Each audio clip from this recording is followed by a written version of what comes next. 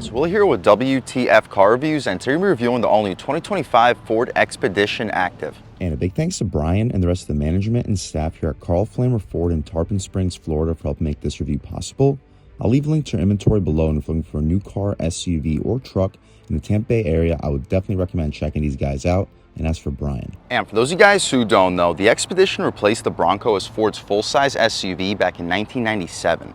The 5th generation Expedition that you see here is all new this year for 2025, featuring a full redesign, basically changing everything about this SUV outside of the power plant, which is already one of, if not the best in the segment. Matching the new appearance are some cool new features, starting with the Ford split gate, a dual opening trunk where instead of the glass opening separately like on the previous model, we now get a classic liftgate up top with a pickup style tailgate beneath, capable of holding up to 500 pounds. Inside, along with a completely new layout with an updated steering wheel, seats, and improved overall materials, we also get Ford's new bi-level screen setup with a 24-inch top-mounted screen for the gauge display and map, with a smaller 13.2-inch touchscreen which can control everything map and navigation included, with a slidable console now available for the 2025 Expedition, available on the Active that we have here as part of an option group and standard on all trims above. For 2025, Ford dropped and renamed a lot of the Expedition's lineup, no longer including the XL, XLT, or Limited trims, and renaming the previous off-road oriented Timberline trim with the all-new Tremor. There are 4 trims available for the 2025 Expedition, ranging from the base $62,000 Active that we have here, up to the top-of-the-line $84,000 King Ranch. The $62,000 Active that we have here also includes the $4,000 2028 package, which includes a panoramic moonroof, leatherette seats, 4-door smart access, bigger wheels, the flex power console that we mentioned, heated seats, and a heated steering wheel. The steering wheel is also power, tilt, and telescoping, with rain-sensitive windshield wipers, 2 AC outlets, and a wireless phone charging pad. What else do we get for that money? Let's jump right in. So this being just about a base 2025 Expedition, you're going to see it is unbelievably loaded. We also get the Ford Co-Pilot 360, the 360-degree camera if we didn't mention, full LED headlamps. I really like the gloss black contrast with the flat black grille inserts. Full front parking sensing, functional airflow in each corner. Pretty decent amount of airflow for the grille here for the intercooler, the 3.5-liter twin-turbo EcoBoost V6.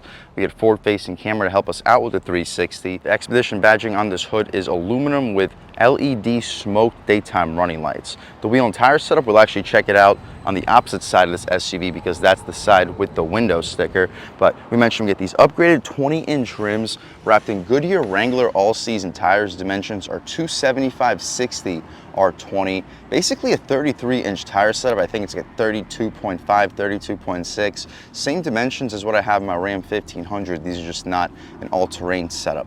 Similar overall dimensions compared to what you would get from the Tremor. I believe the Tremor only gets 18-inch rims, just like the standard Active. The reason we get 20-inch rims here is because of the 2028 package, but the Tremor gets the 18-inch rims. They do look a little bit cooler than what we have here, and the sidewalls with the all-terrains are more aggressive with their 275/70 R18s, I believe. But these are still very beefy, should help the ride quality out tremendously. And the 275 wide tires, although this is just a 2-wheel drive Expedition, shouldn't have too much trouble putting the power down. We get body color trim for the wheel well area, running boards, smart access for all 4 doors, which comes equipped on the 2028 package too. We'll take a quick look at the window sticker here for this 2025 Ford Expedition 4x2 Active. With a 3.5-liter EcoBoost V6 engine, 10-speed auto, Oxford white exterior with the dark gray Active X interior. Standard features, you guys can pause, take a look. The 2028 package is $4,200, $595 for the second row, 40/20/40 power full bench, and no additional charged options. So $61,700 for the base price, $4,800 in total options, totaling us out after the $2,000 destination charge at $68,505. Definitely getting up there in price, but considering the loadedness of this interior, the surprisingly sleek looks, and very impressive performance with a 0 to 60 around 5.1 seconds. This is a base Expedition. There's just about no other base model in the full-size 3-row segment that can do 0 to 60 in 5.1 seconds while still costing pretty well under $70,000. We get 4-door smart access, we get body color window trim up top, blacked out pillars, the tints look nice, aluminum window trim down below. The mirror caps are black contrasted with an LED turn signal on them with an additional camera on it to help us out with the 360. Blind spot monitoring on the glass. I apologize for being so close to the body shop, just really not a whole lot of empty spaces here in this parking lot. Hopefully it's not bothering you guys too much on camera. I'll get inside of this SUV as soon as possible. But we mentioned a 4-door smart access with a 202A package. Same thing with these upgraded 20-inch trims. The rear wheel and tire setup, same thing as up front. The only difference is a smaller brake caliper. We get an additional side sensor out rear to help us out with the 360. Full rear parking sensing, and I like how Ford with their split gate gives us this two-tone contrast. The liftgate section is black with the tailgate section being body color. Shout out Carl Flammer Ford in Tarpon Springs, Florida for helping make this review possible. Trailer hitch, I'll leave a link right here to show you what this SUV can tow. Active in the lower left corner, aluminum, and aluminum Expedition badge underneath the updated Ford logo. Our wiper is housed underneath the third brake light being LED. We get a black shark fin style antenna and a massive panoramic moonroof, black roof rails. Exhaust tip in the lower right corner, and speaking of the exhaust tip, let's fire up the standard output 3.5 liter twin turbo EcoBoost V6, and hear how she sounds.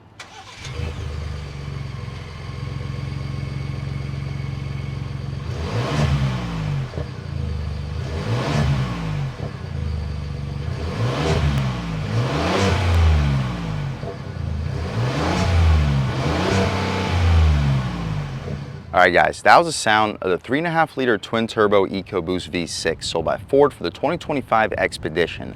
And it sounds okay, cranking out 400 horsepower and 480 pound-feet of torque.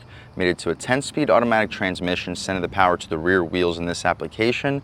You can expect 0 to 60 in the low 5-second range. I believe Car and Driver tested it at 5.1, making it a no-joke performer already towards the top of its segment, while just being the base model, not even the high output version of this power plant. But what you see is basically what we get. We can shut this hood right down. The hydraulic struts are appreciated. We can take a step back and walk around this 2025 Expedition Active one more time. And let's take a step inside, see what we get with a base model, well, relatively base model 2025 Expedition with the 202A package, which does make this an unbelievable sub $70,000 value. Even with all-wheel drive, you're probably looking right around 70,000 bucks.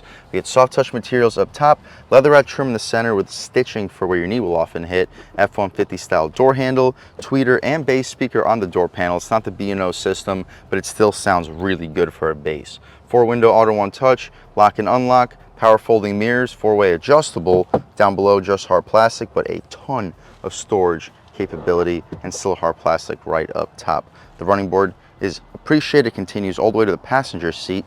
We can check out our payload information, 1,360 pounds, and we mentioned the towing information earlier. The ActiveX seats are a new design for 2025 with decent bolstering and very soft overall materials. You have lumbar control, you can recline, drop, lift, and slide the seats. And taking a step inside, the running board and the grab handle make it pretty easy. Foot on the brake, engine start, stop, and everything fires right to life. So compared to the Navigator that we reviewed in this channel, yes, the Navigator is definitely a nicer overall luxury SUV, but it ended up costing around $118,000. This, even with the 202A package, which completely transforms this SUV, is at $68,000. So we're sitting about $50,000 cheaper than that Navigator. That's an Explorer ST worth of a difference. Now the Navigator was a nicer SUV, but it wasn't an Explorer ST worth of nice. You can buy this for yourself. This is a beautiful SUV. Buy your wife an Explorer ST and still possibly save some money at the end of the day compared to getting a very well-equipped Navigator. This is still a very well-equipped SUV. The steering wheel, just like the Navigator, we get this new C8 style shape. It's a very nice leather material with soft stitching. The adjustments are all touch sensitive. On the left side, we get our cruise control adjustments. On the right side, we get our steering wheel control adjustments. We do get a power tilt and telescoping steering column, but as you see, it's all adjusted through the actual button control and interface on the steering wheel itself. Maybe not quite as user intuitive as having the hard button on the wheel itself or on the column itself, but I'm sure you get used to it as time goes on. As far as these cruise control settings, you can also adjust your lane keep assist. We'll leave everything alone for the purpose of this review. We get our eyesight for the Co-Pilot Ford system, rubberized horn area. The horn, loud and aggressive, people should be definitely getting out of your way. We'll do a window check. We get dual pane windows. The Navigator had dual pane windows in the front and the rear. I guess we'll check that out here. when we hop out back, see if we get the dual pane windows out rear.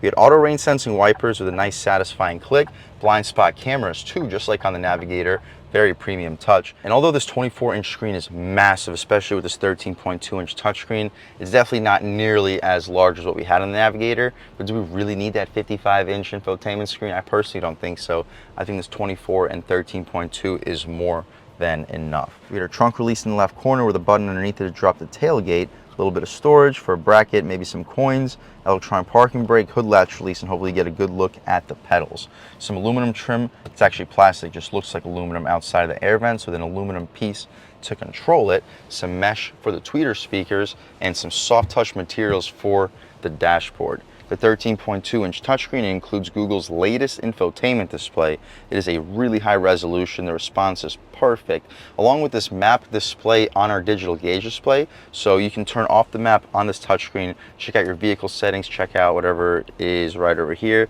your widgets, fuel economy gauges, media, off-road status, tire pressure, and you will still be able to see your map from the digital gauge display. Our off-road status, let's see what we got. Probably wouldn't want to take this two-wheel drive Expedition off-road, but you do get your off-road status if need be. These are all the widgets that you adjust on the digital gauge display. Our off-road status right over here, tire pressure, fuel economy, gauges, towing status, and media with trailer trip. My personal favorite would be the gauges. There's also a couple additional choices, your trip computer and the weather. You have to have the location set up in order to access the weather. We'll allow it in the meantime. There we go. Tarpon Springs, sunny and 80 degrees with temperature only climbing up from here. We mentioned my personal favorite screen would be the gauges, so we'll leave it there. We can go back to the home screen with our music and our Google Maps display.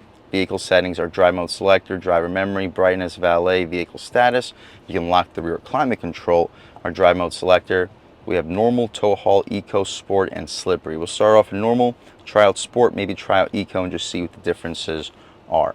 We have tri-zone automatic climate control with separate dual zone adjustments up front, heated seats and heated steering wheel, gear selector, or the gear limit selector. It's our manual shift controls with our gear selector as this rotary dial.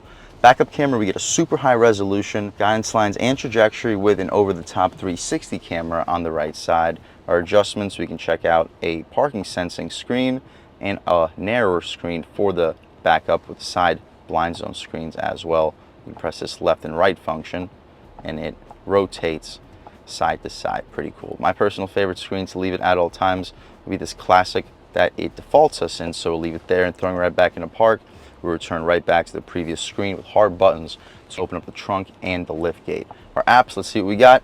Pause to take a look at everything else, but that's about it. My personal favorite screen to leave it at all times would be the map. We'll recenter it and leave it there. Expedition etched underneath this gear selector area. The buttons are auto engine start stop, parking assistant, hazards. You can access your camera at all times.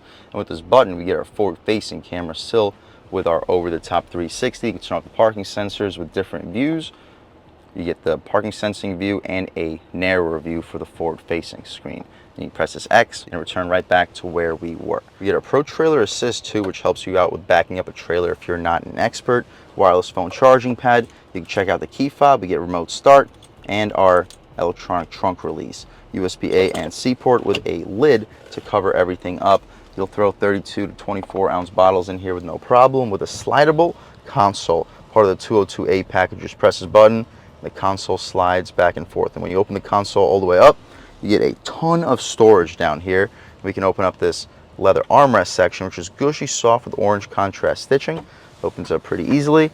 We get some additional storage. You'll easily fit probably $50 to $100 worth of coins in here. Car accessories, business cards, pens, and you'll fit a 12-pack of 1-liter bottles of soda. That is a really spacious center console with an additional 12-volt in there as well. The glove box, hard plastic on the outside. It's damp, not lined, felt wide. I'd expect you to fit 20 to 25 license plates. Should easily be able to fit 2 pairs of shoes with more of that plastic aluminum trim above it.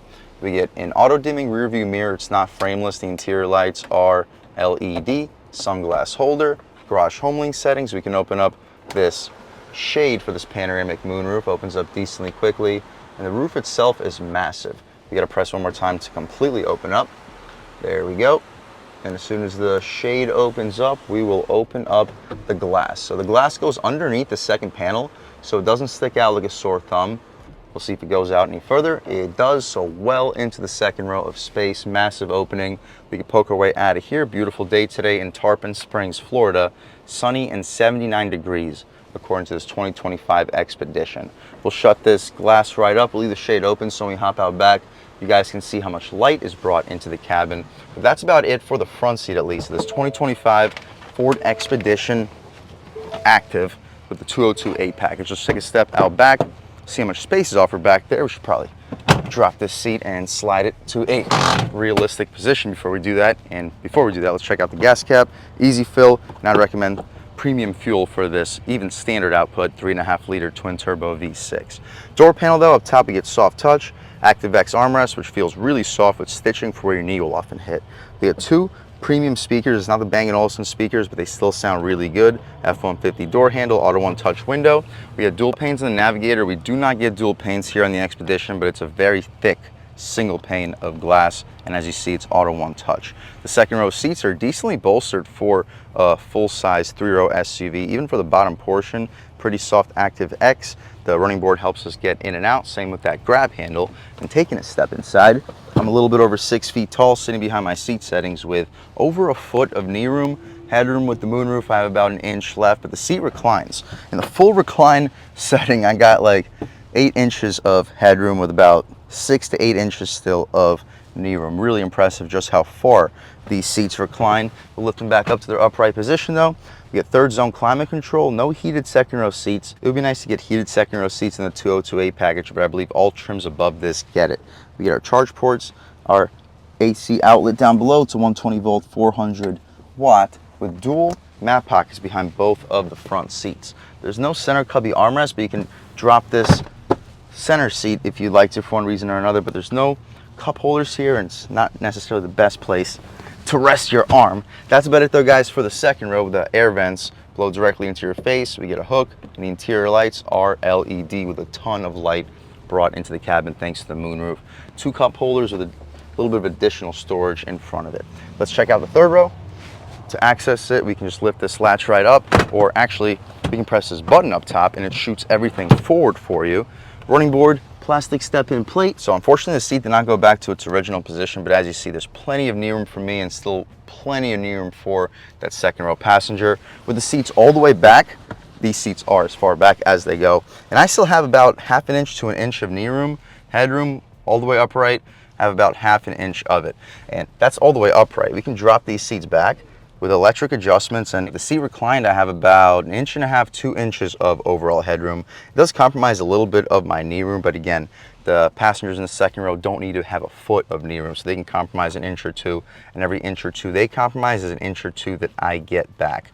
We get air vents to blow directly into our face, even in the third row.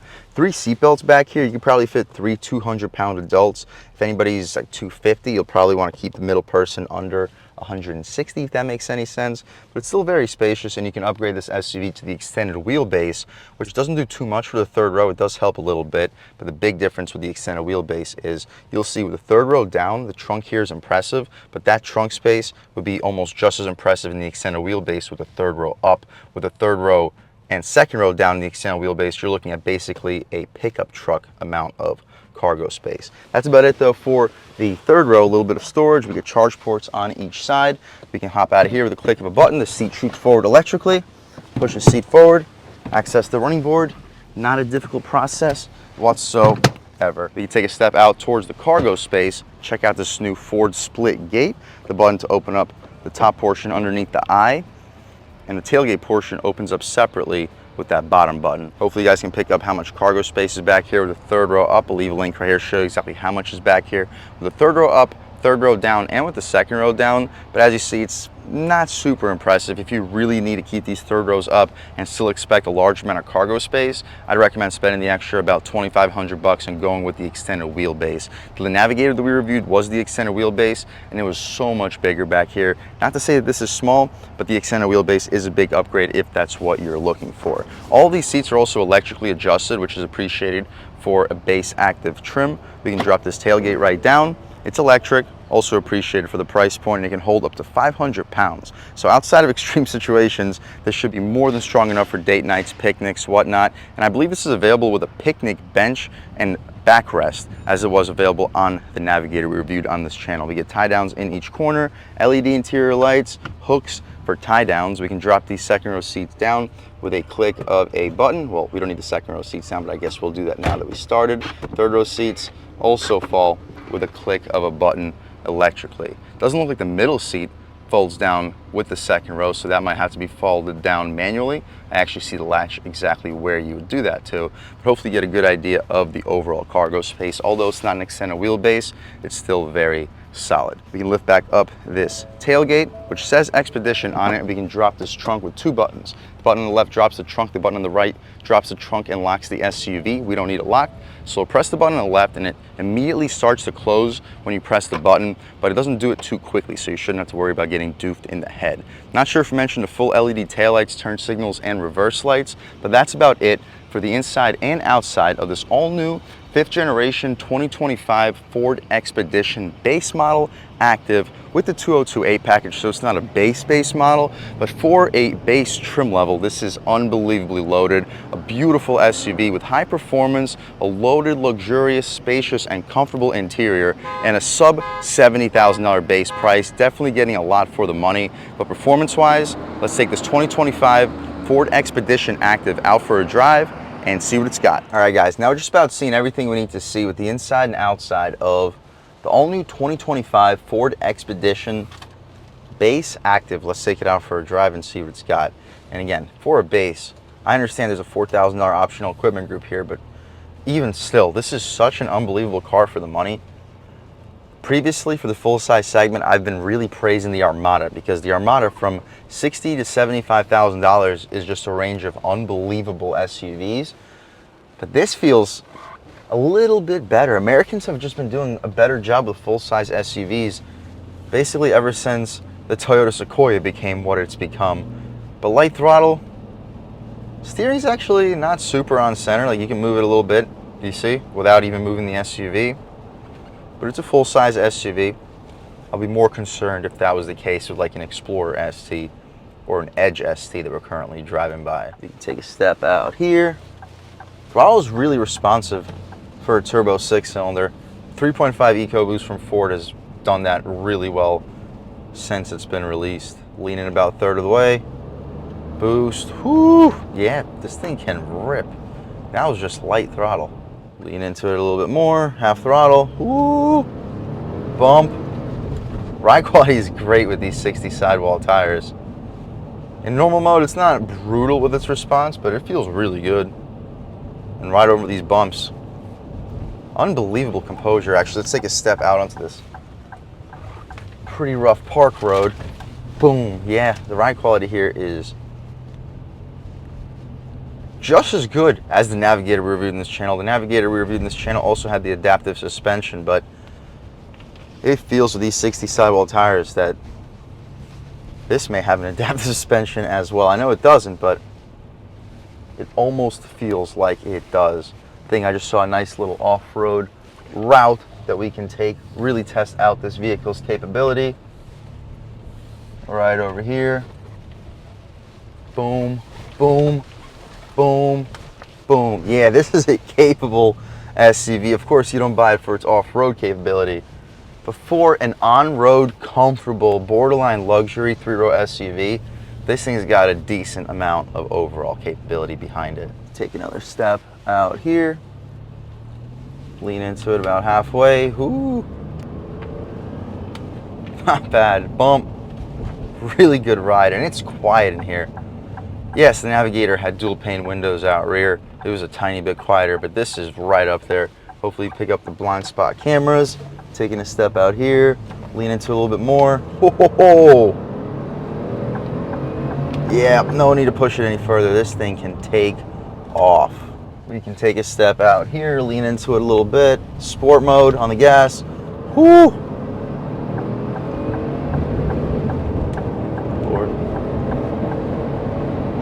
Yeah, it gets up and goes really good. Not sure why people have to get in front of you when you're coming up on them, but It's Florida.